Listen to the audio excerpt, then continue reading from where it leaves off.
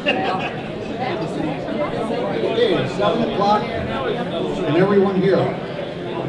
Is it clear back there? We got some hecklers up front here already, folks. Okay, I'd like to welcome all of you to this event tonight. This is hosted by and sponsored by the Lake Fork Sportsman Association.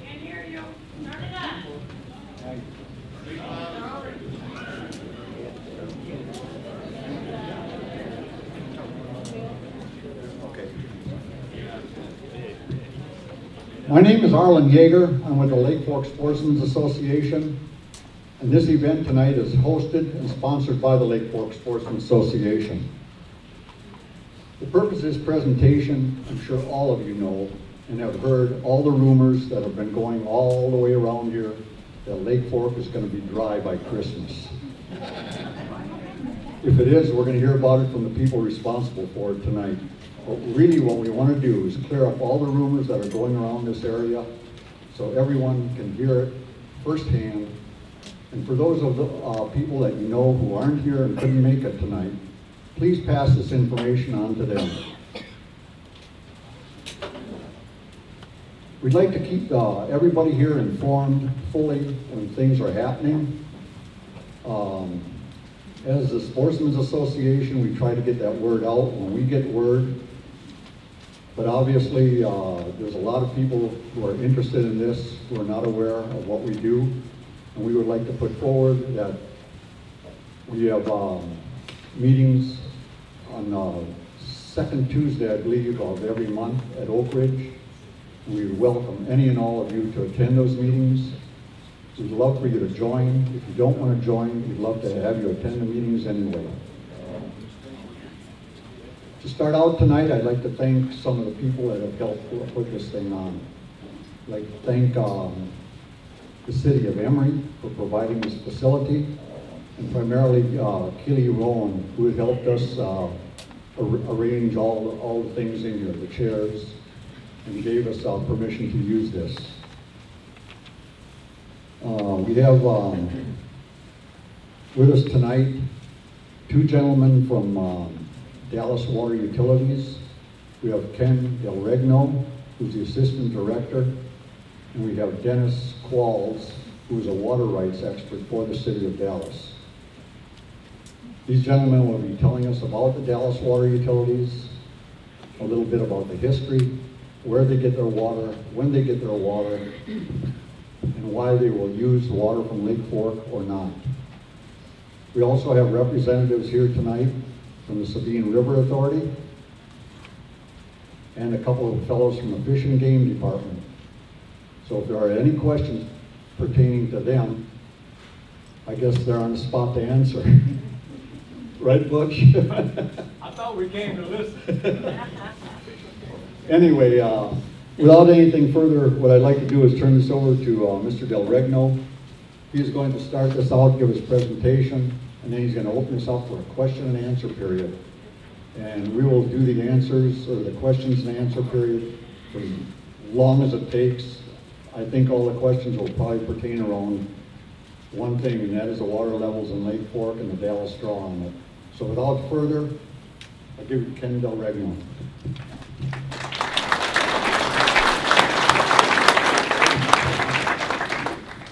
Thanks, Arlen. I'm not used to using a microphone, so we'll have to bear with me. This is also the largest group I've ever spoken in front of.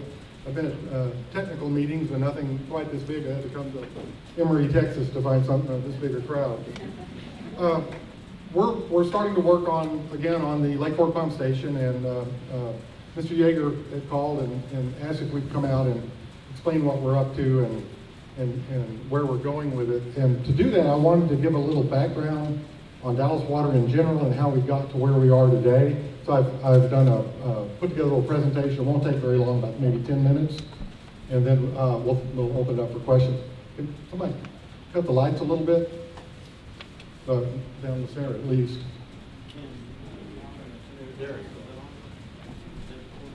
Yeah, she did. Whoa. There we go. Now we can see it. I have to see where. There we go. Dallas Water Utilities was founded in 1881. Dallas bought out a private water company, and all of its funding comes from water rates, not from tax dollars. So we recover our costs through our water rates. We have about 1,500 employees, and we serve about 2.4 million people. Half of it is in Dallas, the other half are customer cities around Dallas. Go close to this. In fiscal 12, we treated 145 billion gallons of water and 56 billion gallons of wastewater, so we're a pretty big outfit.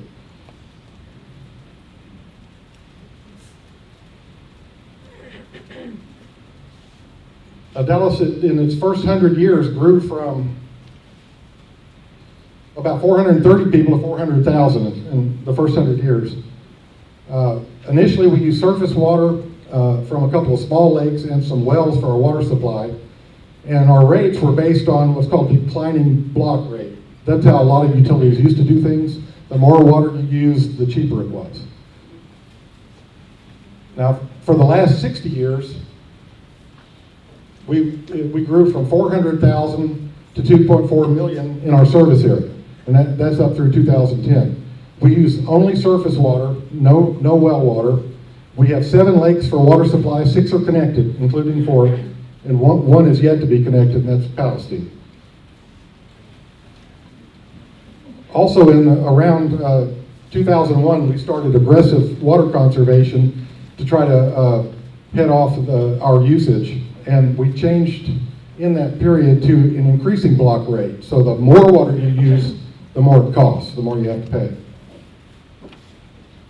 And we're now undergoing a long-range water supply plan where we're planning out to 2070. This will be the 5th time we've done this. And we've got a big increased reliance on conservation and reuse. And we may add a couple of lakes. It's all to be determined. And we've added a higher block rate too.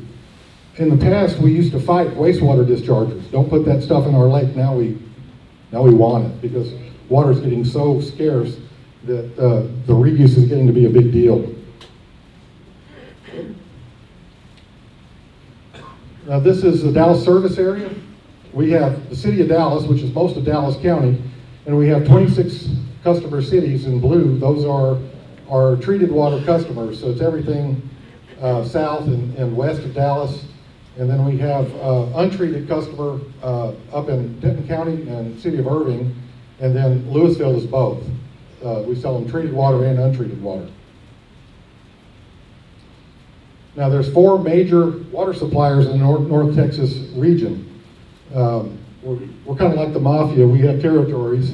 Dallas is in the mostly Dallas County. Tarrant Regional Water District has everything from Wise County, Lake Bridgeport, all the way down to Richland Chambers and Cedar Creek Lake. And they have 6 lakes. Upper Trinity Utility District shares these 2 lakes with us, and North Texas Municipal Water District has the areas north and east of Dallas. And their only lakes are Lavon and Chapman. Used to be called Cooper. As you can see, some of us have a lot of water and some of us don't. Tarrant Regional this is as of this week, 36% depleted across all of their lakes. That's their average. Dallas is 29% depleted. That does not count Palestine. In North Texas, their 2 lakes are 51% and 70% depleted. And they have a very large service area, but not a whole lot of water. This is an overview of Dallas' system. We have the lakes on the west are all core lakes, and it's our cheap water because it flows by gravity downhill. We have 2 water treatment plants on the west side of town with a combined capacity of about half our system, about 450 million gallons per day between them. So, and then we have Lake Ray Hubbard we own outright. Dallas built it and operates it outright. And then we have water by contract with Sabine River Authority in Tawakoni and Fort. We also have water by contract in Lake Palestine. We're currently building a pipeline with Tarrant Regional from this section by Cedar Creek to Joe Pool. They're going to carry it on to Fort Worth, and then we're going to build that section and a pump station at Palestine sometime in the future. As you can see, North Texas just has Levon and Chapman, and they're kind of hurting for water supplies. It takes a long time to develop these. We also, our contracts are different. Oh, wrong. Sorry about that. Our contracts are different. The Western Lakes, the Core Lake, and of course Hubbard, because we own it, we are allowed to overdraft. And that means that in the summer, when the demand is high, we can take more than our average share out in any one day, as long as we don't exceed it throughout the year.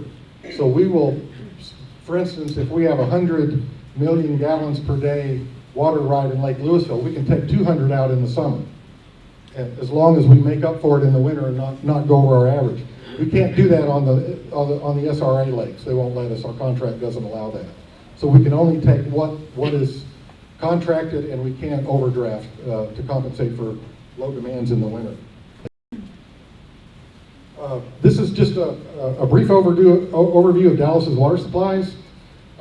We have water in the Elk Fork Trinity, Ray Roberts Lake, Louisville Lake, Grapevine, Lake Ray Hubbard. These are acre feet per year, and either water right or by contract. 131 in Lake Fork, 190 in Tawakoni. There's a lot of water in Tawakoni. The Lake Palestine, and indirect and reuse, some of that is future, but that's going to be a big component. So Fork is about a little over 10% of our entire supply. Now, this is just a brief slide on our population growth from back when Dallas was founded up through 2010. And this is Dallas itself. It's about 1.2 million. Like I say, with our customer cities, our system is about twice that size. But the projections, depending on who you talk to, are that Dallas will approximately double by 2070. Now, partly because of the cost of our capital program, I'll show some of that for Fork in a minute, that we had our peak day in the year 2000, the highest day we've ever had. Dallas treated 780 million gallons in one day. And the arrow was pointing upward from that point. So we began a very robust conservation program. And some of the first things we did, we went to time of day watering in 2001. So you could not water between 10 a.m. and 6 p.m. when evaporation was the worst. And we added a fourth rate tier so that the high-end users are going to pay more. We did things like we gave rebates for rain sensors, for sprinkler systems. We did additional incentives. It's thrown for your home. We'll give out free toilets. If you have an old 5-gallon per flush toilet, we will give people a free toilet. So we do a lot of that sort of thing. We extended in 2007 the time of day watering from April 1st through the end of October. So you could not water between 10 and 6 on those months. Then we did some strategic planning, but the big kick on our conservation is prior to the summer of 2012, we adopted twice weekly watering permanently. So people in Dallas can, on even side of the street, can do Thursdays and Sundays, and the odd side can do Wednesdays and Saturdays. So that has really knocked a dent in our peaks. These are our current residential rates. As you can see, if you're small, don't use much, it's $1.80 per 1,000 gallons. It's pretty reasonable. But if you once you get above 15,000 gallons, it's $7.09 per 1,000 gallons. And that alone it keeps my watering down. But I guess if you have enough money, you don't care about that. But that's getting to be pretty pricey water. This is a graph of our peak day demand provided by my partner here, Dennis Walls. And this starts from 72. And we have to design our system for the peak day. It's like one of the principal reasons we have to keep pressure up is for fire protection. So it's one of the difficult things about planning is that you've got to build everything for your highest peak day so you can meet your demand. Even though the average day is much less, it's less than half. So as you can see, we started this is 2000 when we started our conservation program. We hit almost 800 million gallons in one day. And you can see where the arc was heading. It was heading up. And that's about the time that we were around here when we started the pipeline design for Lake Fork. And by '06, we were building the pump station because we thought we were going to be at 1 billion gallons by today. Well, in fact, this year our peak was 580. So we're 200 million gallons a day lower than we were 12 years ago, 13 years ago. And then the annual usage, this is in billion gallons treated or delivered.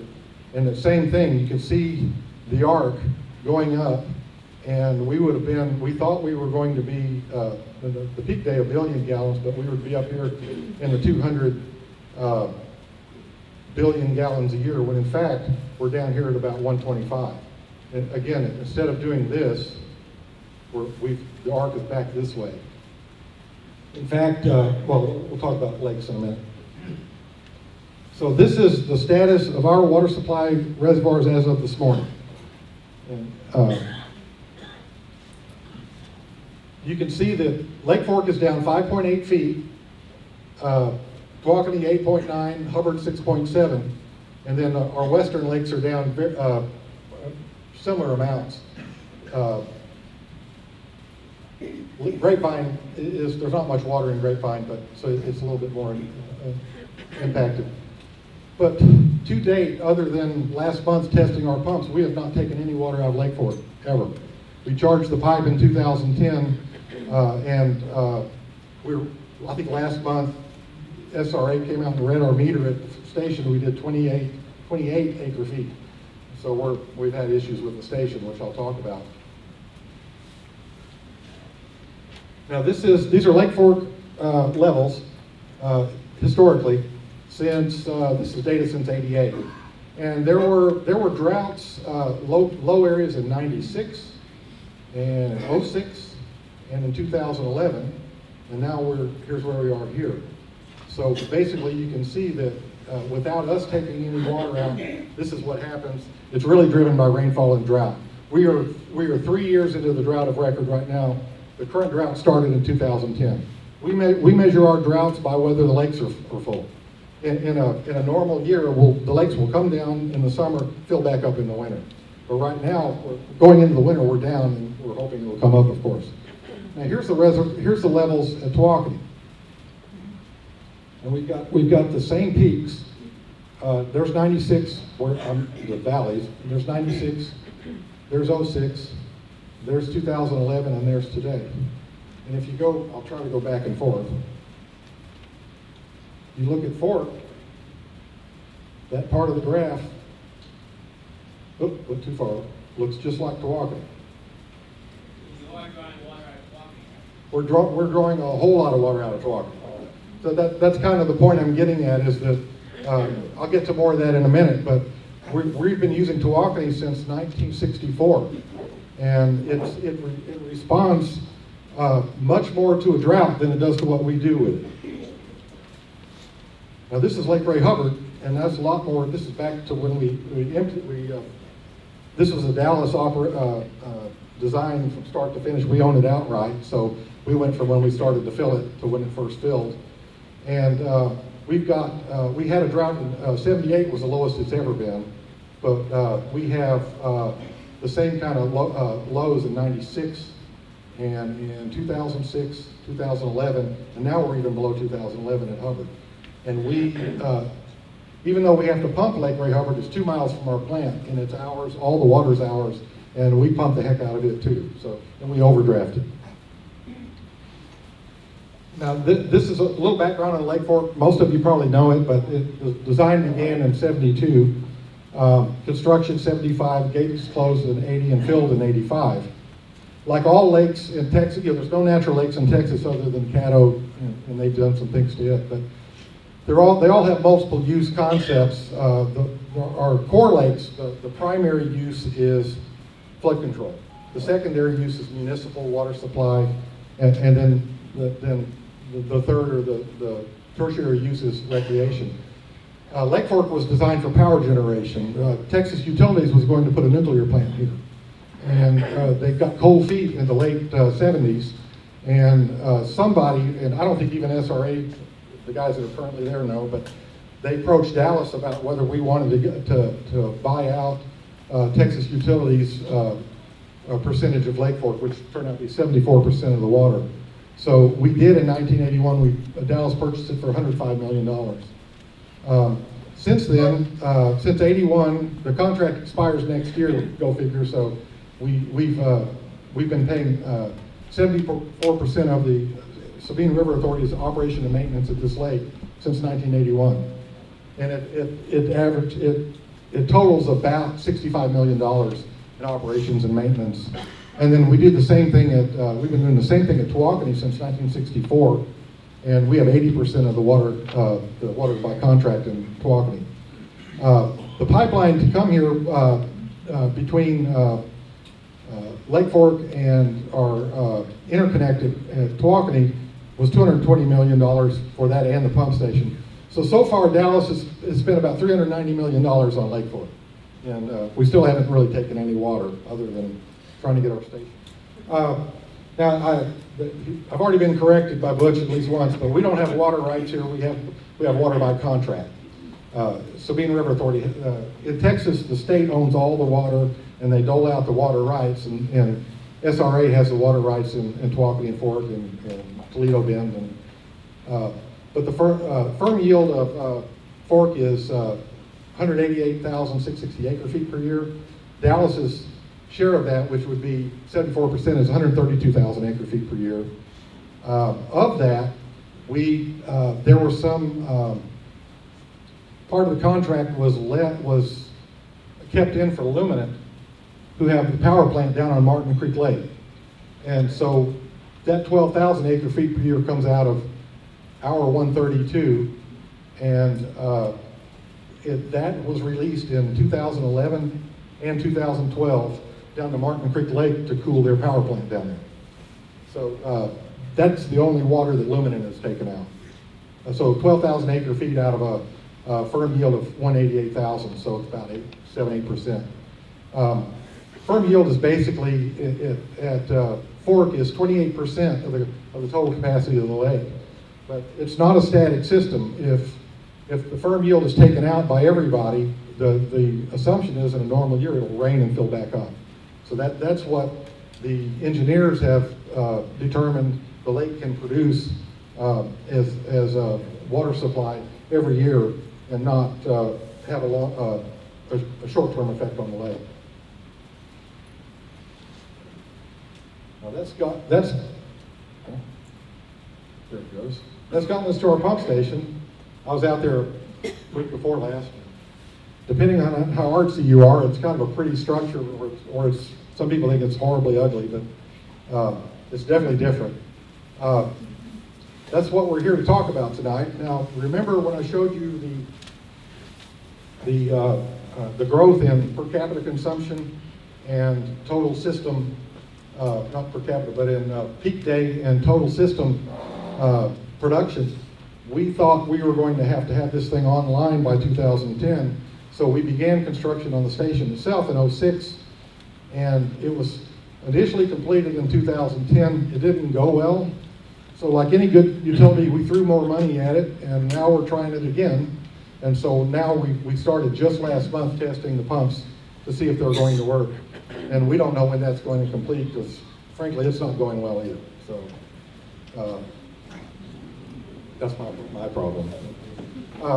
So our current and future plans, Dallas's part of it is that we're going to test it and maintain it only. We don't need it yet. Remember, on the demand, we thought we were going to have to be pulling this water out consistently for our peak days in the summers.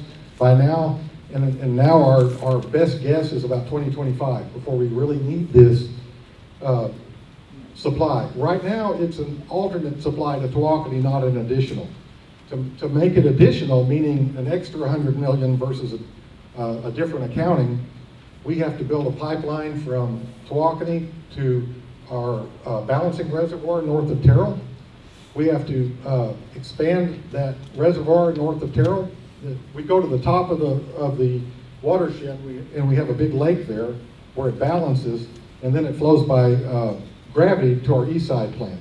But we would have to build another east side pipeline. We have to expand east side filters. We have to build a southwest treated water pipeline from our east side plant to the southwest part of Dallas, and we have to build a new pump station down there. That's about $500 million with a B in construction before we can add Lake Fork permanently as an additional source, and we will have to grow into that by population and who we serve. Now there's one fly in the ointment of that, is that we have entered into a 3-year contract with North Texas Municipal to move their Lake Fork water from Lake Fork to Tawakoni. They approached SRA, and they, by contract with SRA, obtained about 18 million gallons per day of water from Lake Fork. Now they don't have any way to move it to Tawakoni. They've got a pump station at Tawakoni, but no way to move it. So we are going to move it for them. So, 28%. pardon? Is that included in the 28%? Yes. Yeah, it's a very small amount.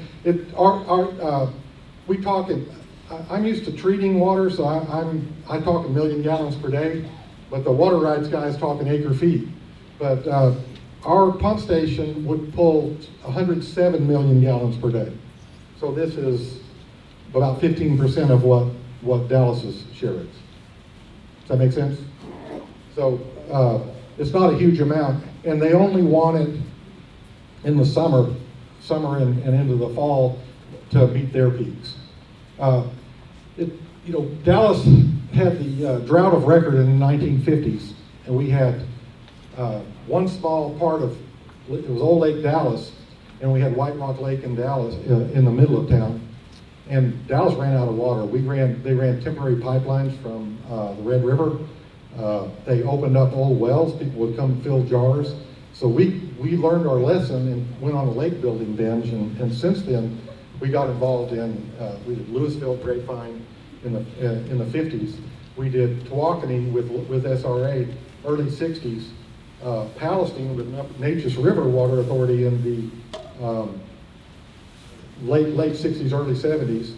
We did Lake Ray Hubbard in the 70s, Lake Ray Roberts in the 80s, and what's left? That's it. And so Dallas now has seven lakes, 7 water supplies. We've connected now 6 of them. And we're again planning out, looking 50, 60 years out for new supplies. But North Texas Municipal didn't quite do that, so they're kind of in a bind. And frankly, if we did not enter into a contract with them, the state would make us. They're not going to let them run out of water when they're right next to Dallas and we've got plenty of water. So, and one of the other things that's coming up, we're going to do a rehabilitation of the Iron Bridge pump station at Tawakoni, but that's going to be done in phases. We're not going to take it out of service and use only Fork water. Anybody remember the gasoline spill in Tawakoni in 2000? We lost Lake Tawakoni. There's a pipeline that crossed one of the creeks upstream of Tawakoni, and it dumped gasoline into the lake. And we couldn't use the lake for 6 months. We were in bad shape. At the time, the plan for the Lake Fork pipeline was to take the Lake Fork water and put it in Tawakoni, and then pull it out. Well, the gasoline spill showed us that, geez, if that happened again, we'd lose both lakes, not just one. So we have it's called an interconnect. It's a remarkable structure at Tawakoni where the Lake Fork water comes in a pipe, goes through a middle one. The Tawakoni water comes in, and then it goes into the pipelines toward Dallas. So that was put in so we could go around it. So we're going to keep it Iron Bridge in service during the rehabilitation. One other thing about Lake Fork water, it's our most expensive water. It's farthest away. So it costs us the most to move it. So, and the other thing about it is very hard to treat with our processes. One of the things in water that makes our chemicals work is alkalinity, and it's very low alkalinity. And we will never use it by itself because it's too hard to treat. It will always be blended either with Tawakoni and especially with Lake Ray Hubbard. And even the Tawakoni water is harder to treat than the Hubbard water. So we will always be doing that. The other thing is we've been asked about not doing any pumping during spawning season, and we've agreed to that. It's not really an issue because we wouldn't need the water that time of year anyway. Remember, our daily average is probably 350 million gallons. So the peak, though, when it's 700 or 800, that's the only time we go far out and get our most expensive water. So that's kind of the way it all stands.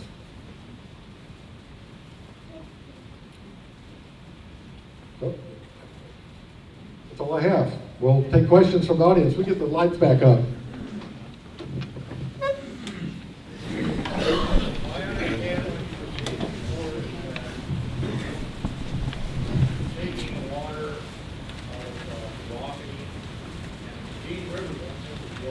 Right. It comes back down to the south part of Lake Fork down here. So you take They're separate. I didn't really hear it all. Can you? well, downstream from Lake Fork, from the dam, that water goes into the Sabine River running on the southern part. Right. Eventually, the And Lake Fork Creek it goes down to other communities that the SRE is contracted with. Right. Okay, now, you're saying that you're gonna take water out of Lake Fork, pump it over into Tawakoni, and Right. use that water coming out of Tawakoni, and you're gonna do that during the summer months to booster Tawakoni. What was the last thing? Well, if you're taking the water out of Lake Fork and putting it into Tawakoni, No, that's just for North Texas Municipal. They have Lake Fork, they have water rights in Lake Fork. He was wondering about whether we're moving the water just for Tawakoni, it's just North Texas's. Our contract with SRA, we use these two lakes as a system. We can take all of our Fork water out of Tawakoni but put it on Lake Fork for accounting purposes. But North Texas doesn't have that kind of contract. So their Lake Fork water, they can't get at it unless we move it for them. it seems like we're using the water out of Lake Fork to put back into the Sabine River that's going into Tawakoni. No, it goes straight into Tawakoni. I'm sorry. Now, the Sabine River runs into Tawakoni. That's Right. their source of water. Right. That runs around down on the south side of Lake Fork. Right. Lake Fork at the dam, they're running water out to maintain part of the Sabine River for people downstream Right. because they have contracts. Right. Now you're saying you're gonna, in the summer months, you're gonna pump out of Lake Fork and put that into Tawakoni so that you can use it over there. That's for North Texas Municipal to use it, yes. Yeah, Right. that even, doesn't make sense. We're not trying to move Lake Fork water into Tawakoni so that we can release it back downstream. We're moving it from one place to another for access from municipal supply, so it can be picked up and brought into the city, or brought into the different treatment plants. It would help for the North Texas Municipal Water District, at 17.3 million gallons a day, equate that into what surface is. How much of the surface you're taking away? It's virtually nothing, right? Right. I mean, it's less than 1/10 of an inch, right? Right. It'd be We're pretty never small. gonna see it. It's no big deal.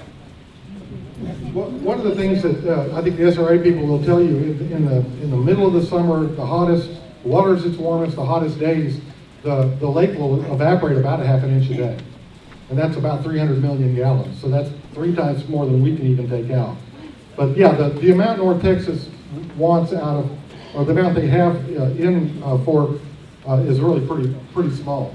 I forgot to mention, and he mentioned, they have a pump station on Tawakoni, they don't have one on Fork. We have one on Tawakoni, and we also have one on Fork. So we're going to move the water for them to Tawakoni so they can pump it to Wiley, and they have another plant down at Greenville. Yes?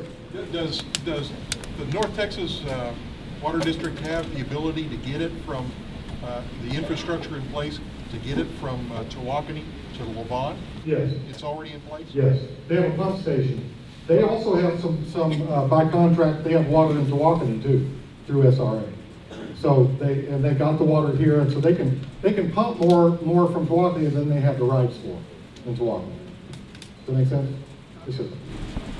I understand it. On Lake Park, we have to dump a certain amount of water down the river that flows every day into the Sabine River. Right. Does Tawakoni also dump water into the Sabine River? the Yes. same way? Yeah, it's what do they call it? About 6 CFS. We do about 4 at Fort. We do about 6 in walking. I guess sort of question I got is, wouldn't it be cheaper for everybody just to shut the valve off in Tawakoni rather than pump water out of Park back up into Tawakoni so it can flow right back down? No, that's not for that. That's for, you remember, it's going into Tawakoni for their pump station.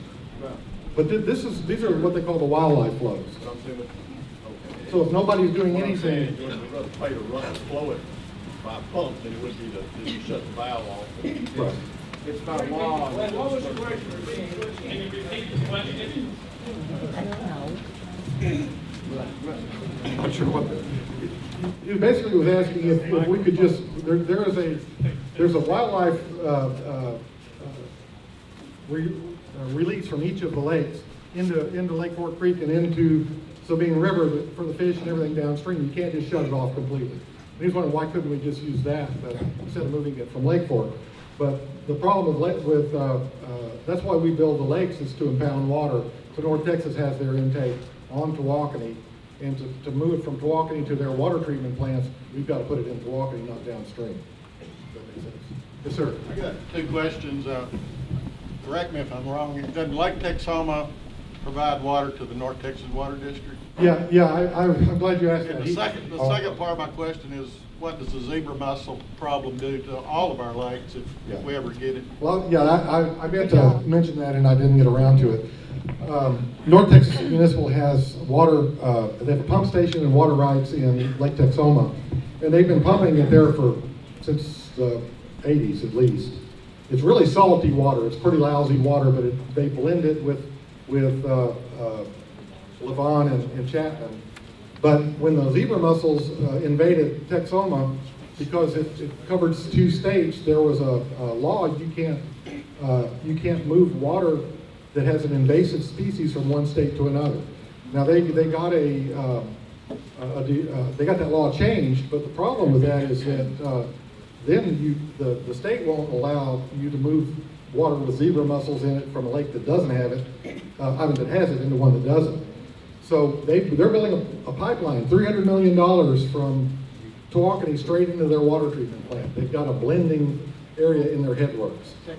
Texoma water, yeah. They're moving the Texoma water by direct pipeline to their plant in Levon. Now the good news on zebra mussels, we've just started, hired a consultant because they're coming to all of our intakes and pipes, and we're going to have to plan for them.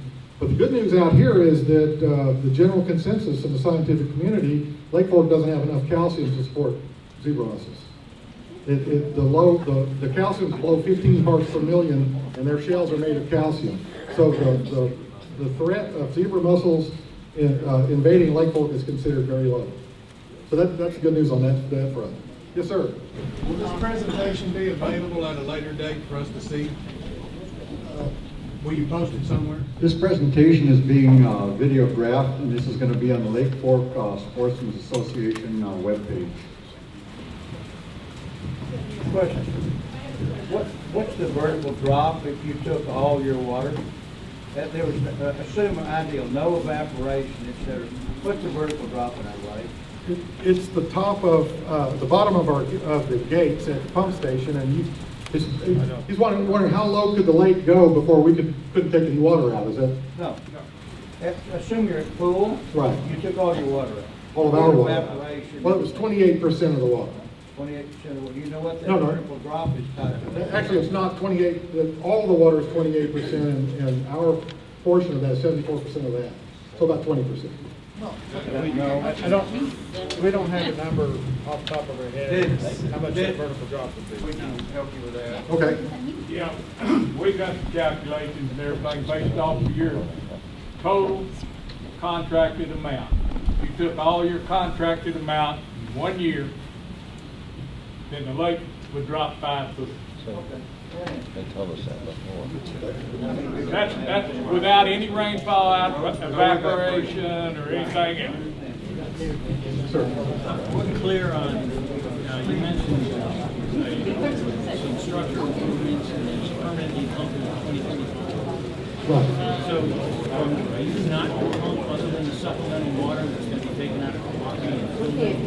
I'll say, he asked if, since we don't have the big need for Lake Fork Cooperative in 2025, well, the only water we'll be pumping will be what we've contracted with North Texas between now and then. For the most part, that's the case, but I've got a pump station sitting there with 4 pumps, and we're not sure how we're going to do it, but I've got to run those maybe once a week or once a month and rotate it to make sure the pumps will work when we need them. So I still have to figure that out. So Okay, but what you're saying is, other than the supplemental need through Tawakoni, you're not drawing water for your consumers? other than to test the pumps, make sure the pumps work. So you can't just, we've got a permanent resident there. We built a house, he's moved in, and he's going to go in there, and we can start them remotely, but we have to make sure that they're going to work. You can't just let them sit for 10 years. So. Okay, sorry. During we're in the middle of a drought. Right. Why isn't the municipality smart enough to start rationing the cities 365 days a year instead of waiting until the lakes get 25% low? Now, you think the cities, all Garland, Dallas, would be smart enough to say 2 times a week is plenty for everybody. But they wait till the lakes are half empty before they're smart enough to say they're empty, before they ration. Well, why is that? Well, he asked about why do we wait until the lakes get down before we start the rationing, and the drought of record, if the drought of record happens again, all the lakes are going down. All of them are going to drop down, way down. But not as fast. Not as fast. It wouldn't be half empty if. Well, that's North Texas because they don't have the supply. I know, but we don't have the rain or whatever. You think that, okay, we've got drought, we've got everything else, but we still have more water in our lakes and we wouldn't be in the situation we are now. Well, it gets incremental. What we did with twice weekly, we're getting most of our customer cities to do. I think North Texas is already on once weekly, and they're about to go to no outside watering. And you remember I showed the percent full. It was up near the front. But the percent full, when we drop to 65%, we go to once weekly. When we drop to about 50%, no outside watering, and the idea is to stretch those supplies out because we don't know when the drought is going to end. So it gets the conservation gets much more severe the lower the lakes get. But meanwhile, with the lakes completely full and everything fine, we're twice weekly forever. And you can already see the change in Dallas because people used to do a lot of landscaping with caladiums and impatiens. You have to water those every day. You just don't see that anymore because they won't survive twice weekly. You have to water them weekly and daily in this kind of heat. So that's what we've done. And you saw what it did to that curve. It's just really made a big change in it. Well, I saw California several years ago where you had to call and get permission to get guests just to use a couple gallons of water to take a shower. You know, and it's going to be this way in the next 10 or 20 years. Well, that's the thing. We're on our long-range water supply study. We're looking out to 2070. And they're making projections, our consultants, we're still in progress, that it's going to be hotter, evaporation is going to be higher, these supplies aren't going to go as far as they did. That's why we're getting so big about reuse. I almost had the opportunity to go to a conference in Israel. They have a direct reuse plant. Their sewage, their wastewater goes into a plant, they treat it, and they drink it. They don't put it in you don't put it in a river in the desert. So, you know, when the water gets scarce enough, things like desalination of the Red River make sense. So, but you always go for the low-hanging fruit, the cheapest water you can get. And again, Fork is our most expensive. And we're thinking Palestine by 2035. And that's all gonna be on population growth. What's pushing Dallas's system is our customers. Dallas is pretty built out, so even if you add 250,000 people, it's not new yards, it's more vertical. Whereas our suburban cities have vacant land, they build a house, they have a yard, and that sort of thing. So it's going to be very challenging, and reuse is going to be a big deal. North, the contract you got with the North Texas. if they took that contracted amount each year, how much would it bring the lake down?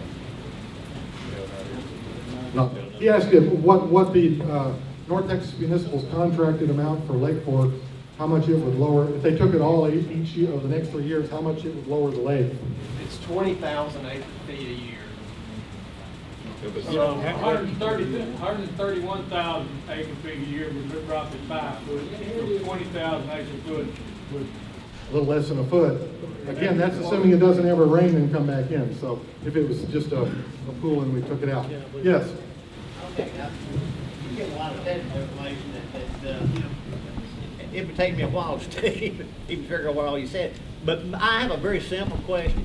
If you're pumping the maximum that you can pump out of Lake Fork, how does that affect the lake in a single day or a week? If assuming no rain, how much does that drop the lake in a short period of day or a week? We haven't done those kind of calculations, but he said if we did it that way for an entire year, it would drop the lake 5 feet, so divide by 365. It's not much. Even at 107 million gallons a day, remember he said the evaporation's half an inch, 300 million gallons, so it's less than a half an inch. About a quarter inch even. Right. Right. It's not. Yeah, there's a lot of water in these lakes, even though 107 million gallons a day sounds like a lot. There's a lot of water in these lakes. Yes. Would you please repeat the questions that people are asking you? You're answering them. We don't know what the question was. We can't hear. Okay. Thank you. Yes, sir. If the infrastructure is already in place in Tawakoni to take it to North Texas, is there anything to preclude Dallas from going ahead and selling its entire allotment, since you don't have the infrastructure anyway, to sell its entire allotment to North Texas? The allotment from here or from Tawakoni? Your allotment from Lake Fork, just selling it to North Texas. Well, you already have the infrastructure there. Yeah, okay. He asked if there's anything keeping Dallas from selling our allotment in Lake Fork to North Texas in the interim, since we don't need it. There's nothing that prevented, other than the fact that the size of their pump station, they can only pump 80 million a day out of Tawakoni. They have about 40 million or so of their own. We're going to give them 20, and we can sell them the other 20 out of Tawakoni. Again, we would rather they took Tawakoni water than us move it from Fork, because it costs more. So, yeah, I mean, we could do that, but it doesn't make a lot of sense, because this is a lot more expensive water for us than Tawakoni is. Okay. Yes, sir. Is there any consideration on the lake level as to which lake you're going to pull water out of? He asked if there was any consideration based on lake levels of which lake we would pull water out of, and yes, there is. We have one of the guys that works for him, one of the smartest guys I've ever known. He's been with us for about 40 years, and he has done all these simulations and based on lake levels where we will pull our water from. And based on how much a day, 300 million a day, it's all on the west and Lake Ray Hubbard. 400 million a day, it's still that way. 500 million a day, we might come into Tawakoni. It all depends on the lake levels. As they all start dropping down, then we start adding other lakes, because we will eventually, if the drought continues, we will eventually have to come to Fork for water. But those other lakes are going to go down first, or much quicker, because they're closer, they're cheaper, they're easier to treat. But eventually, it could get us into Fork, and as the population grows, that will push us out here anyway. That's the 2025. Right, 2025. Yeah, go ahead. Okay, the 28% that you referenced that you want to buy optimally from Lake Fork. Okay, let's say, and I think this will clarify a lot of the questions. If Lake Fork is down 28% on surface water, period, ever how far down that is, then are you going to still pull it down 28% on top of that? The question was, if it's already down 28% in Lake Fork, would we come in and pull it down an additional 28 or more? The 28 is everybody's, not just ours, but eventually, if the drought continues, yes, we will take water out of Fork. That's no limit to that, correct? no, and we have an annual limit on how much we can take out annually. Yes. Well, that's 320. Well, it's the 120,000 acre feet per year. The pumps are down in the bottom of the station, so they're down below the lake. The water goes into the pump well, and then we pump it back uphill. You'll drain the lake and capture it. Yeah. Well, the drought will drain the lake, and we will contribute to it. But it's not us that would take all these lakes down. It's the drought that will take them down. Good Lord's gonna take his water, he's gonna take it, but you guys have choice. Well, right, we have a choice, but again, we favor the west and the closer in water, but eventually, the drought of record is 7 years. 7 years of below average rainfall. Eventually, it would happen. Yes, sir. Okay, you're gonna hear a lot of things, and you need to know something. We're not a selfish lot. These people, you know, a lot of them, their livelihood depends on this. A lot of people have real nice homes, et cetera, et cetera. So you need to know that these are not selfish questions. I think the bottom line is, we're all concerned between the drought and really not you, but you can take 107 million gallons a day, correct? Correct. We can take 107 million. 365 days a year. Yes. If you did all of that, you're only gonna drop this lake 5 feet That's from right. full pool. Right. That's not In possible. normal conditions, I'm basically repeating this question by answering it. In normal conditions, if we take all of our 107 million gallons a day out of Lake Fork, the lake would drop 5 feet. What percentage are you recovering through the wastewater systems in Dallas? We have all sorts of things going on, and I'm sorry, he's asking what percent of our reused wastewater are we recovering in Dallas? And a lot of it is, as I said before, in the old days, we used to fight wastewater plants going in our lakes. Now we want them because we need the water. But we release water out of Lake Ray Hubbard that goes down to a wetlands that North Texas Municipal has. And it's some of their water that's going into Hubbard. We release it for them. They clean it up through a wetlands, pump it all the way back up to Wiley, to their water treatment plant. We have direct reuse on a couple of Dallas golf courses where we pump directly from the wastewater plant, central wastewater plant, and we water the golf courses with it.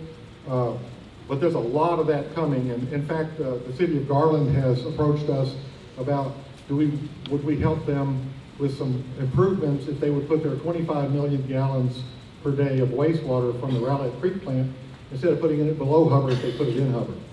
And as water gets scarcer and population grows, those are the kind of deals. The one slide I had, one of the really big components, over 200 million gallons a day was, or 200,000 acre feet was reuse. There. Down at the bottom, 247, that's our projected indirect reuse. 247,000 acre feet, more than twice what we would take out of Fork every year. Yes, sir. Do y'all take into consideration that other counties or small counties in the area that's developing water stations also is taking water, like Bright Star is fixing to Right. start. Yeah, he asked if we could take into consideration other smaller municipalities around here, and that's where SRA's percent of the water is. They've reserved it for a whole slew of small towns in Fork and in Tawakoni. So that's why, we have 80% in Tawakoni and 74% here.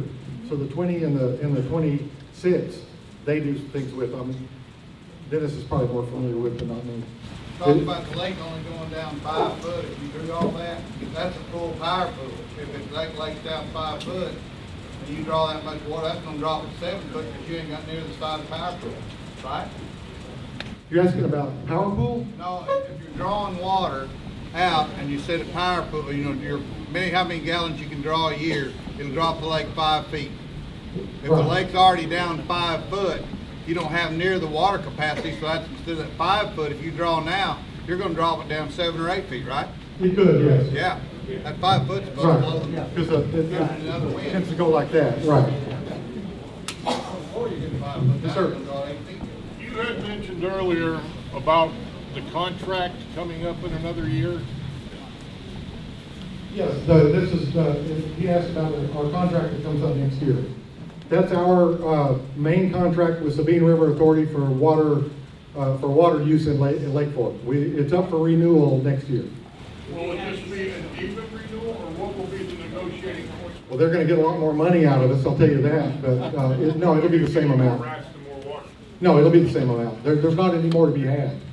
So, but, So yeah, that 28% can't go to 35 or 40, is through negotiations? no, no.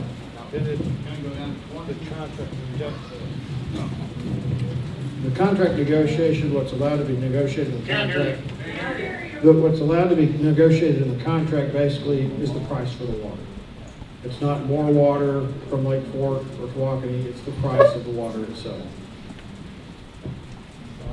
Now, it's interesting how things change over the years. Our contract for Tawakoni water is what, about 10 pages? And it has the word perpetual in it 4 or 5 times. And SRA kind of learned, so that contract goes all the way back to around 1960 and does not have to be renewed. But the Lake Fork contract went from 81 to 2014, and then we will renew it, and I think it's 45 years, 30 years, I don't remember, 40 years. We're in a drought situation, as we all know. We're all here because of the drought. And what we can do to, if we're not gonna get the rain, how can we maintain our lake levels? We have the surface that's gone to Dallas, the surface water, but we're losing a lot of depth because of the silt.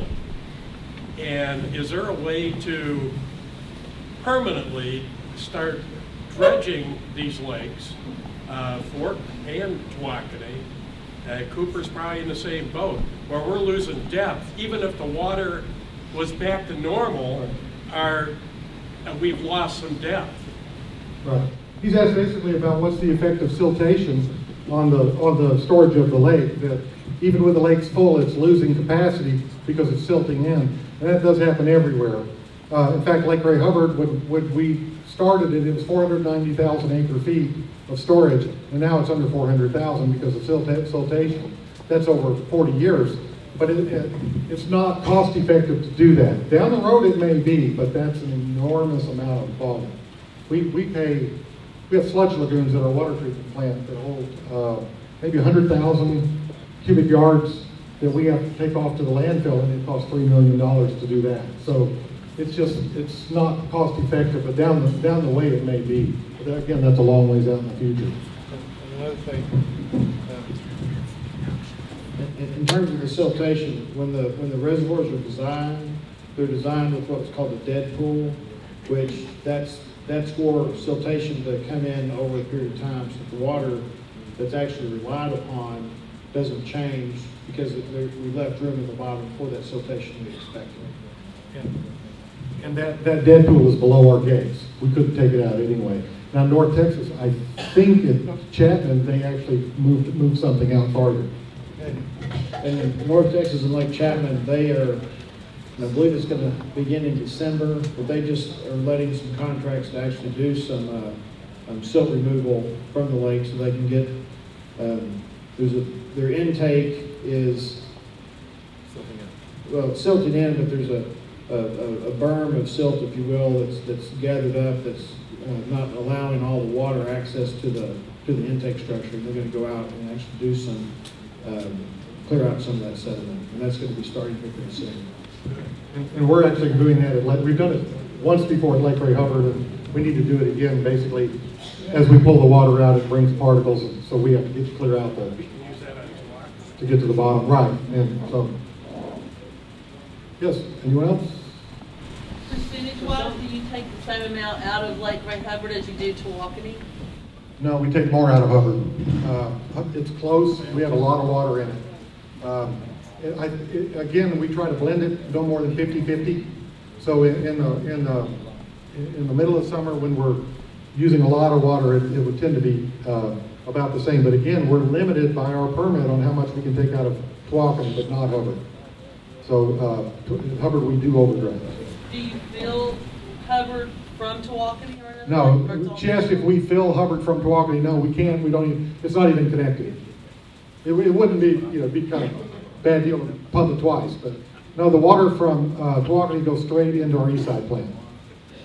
Below Hubbard. On your two times a week watering, is that only residential or is that commercial also? It's all, is the twice weekly residential and commercial? Yes, it is. It's both. In fact, we have to be careful of our facilities. That if we're watering on the wrong day, somebody will turn us into ourselves. So that place was watered, and it's happened with the Parks Department too. So you'll have somebody come in and work on the sprinkler system and just put it on auto. So we have to watch that too. Yes, sir. For some of the residential and businesses that are down around Lake Fork that no longer have waterfront, that are now beachfront, okay? What options in this new contract is going to be available to turn around and enhance some of those businesses and some of the residential areas to get access back to the water? Well, he asked about with the lake being down here and at and at Tawakoni too. But these people that have lakefront access, either boathouses, ramps, businesses, that's a SRA issue. And I think I heard them that someone asked them they wanted to extend their dock and they won't let them because of navigation issues when the lake fills back up. But that's an SRA thing, how they manage the lakefront stuff. We only have the water. In fact, I wish you guys would manage Hubbard because the property issues are difficult. We have to deal with the property issues and people building on our property and that sort of thing. And here it's very, very easy. We just take the water out and they manage it. Of course, we pay for it, but it's a good thing. So do we have the option of not renewing the contract with you guys? No.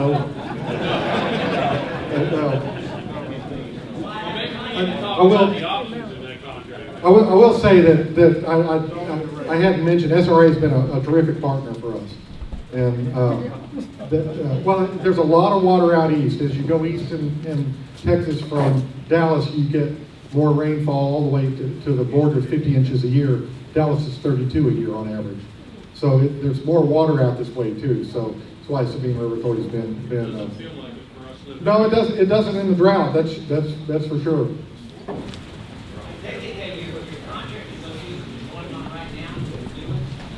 Yes, our contract negotiations are going on now.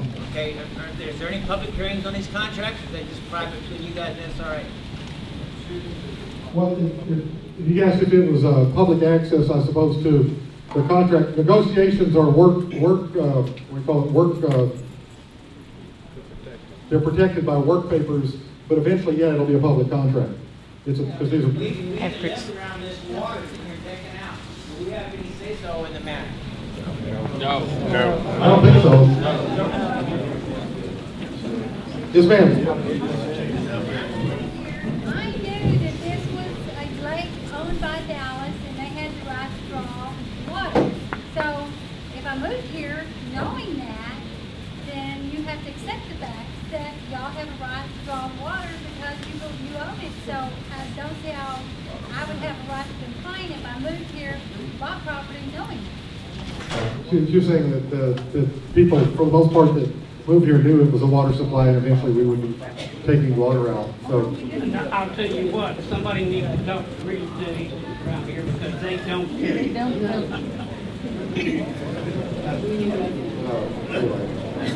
Yes, sir.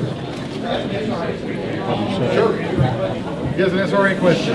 Status on the dam. If the water comes up, are you gonna let the gates open up and not let it fill? You guys are changing out the gates.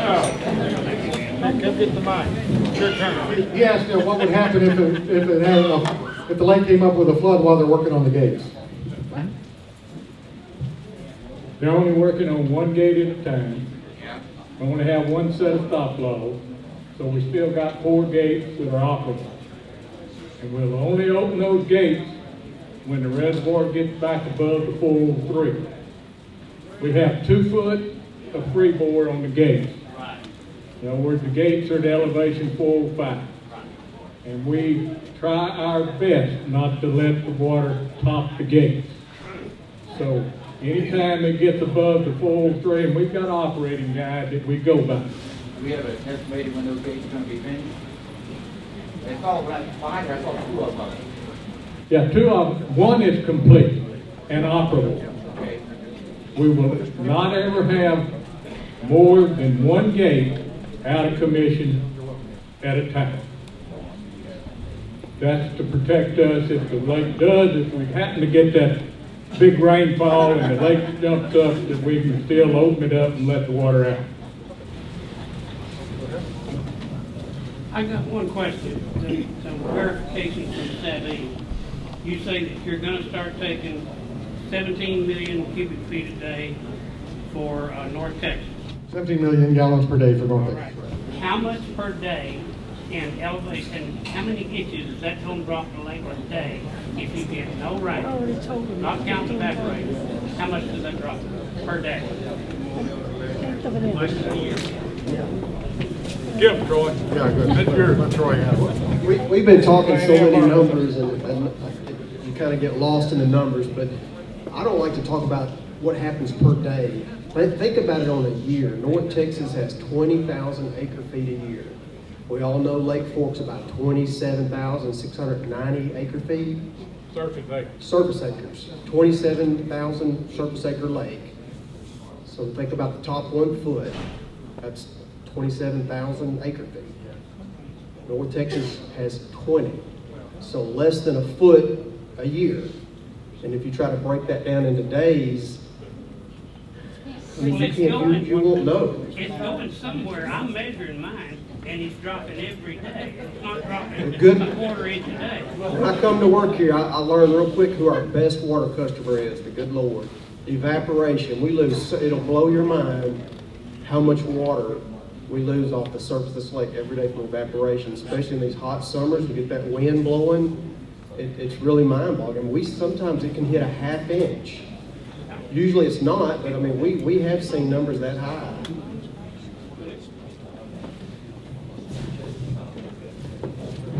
Okay, I think that probably winds up most of the questions, the pertinent questions here. I want to thank our Ken and Dennis. We appreciate them coming all the way out here and keeping us straight on this story. I want to remind you folks that all the proceeds that were gotten by the cookies and soft drinks and that go to our Christmas sharing program. And also, if you see the boxes around the lake that you notice that are standing there, please contribute into those, because that's for a worthy cause going to some really needy people for our holidays. I want to thank everybody for showing up tonight. It was a good turnout. We hope everybody got Thank you.